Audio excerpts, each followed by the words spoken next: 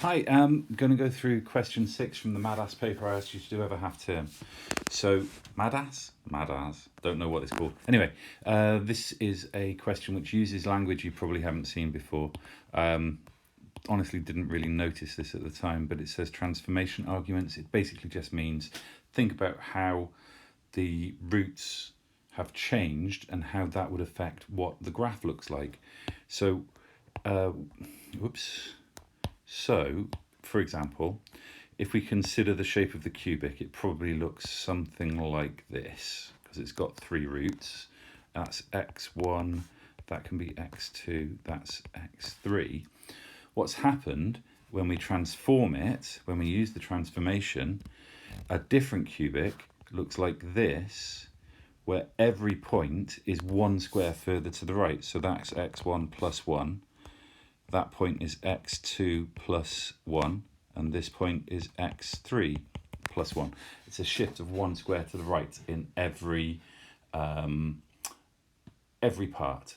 So what we need to do here then is don't need to find the roots, don't need to try and solve it or anything. That's a bit beyond us.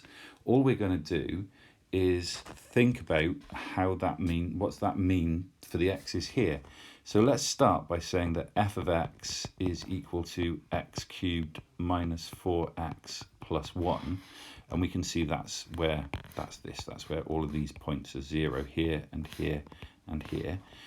We must have got f of x minus 1.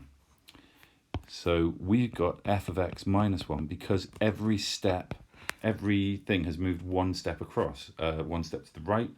We know from our knowledge of the way that the transformations work, if it's moved horizontally 1 step to the right, that means that we're using x minus 1 instead. Let me just clear a bit more space so that I can do this. So rewriting the function but using x minus 1 instead of x gives me this. Now all I need to do is expand it and simplify, and I've got the answer. This is the hardest part, is recognizing what the question's asking us here. Okay, using the binomial expansion or just knowledge, I know that this is x cubed minus 3x squared plus 3x minus 1.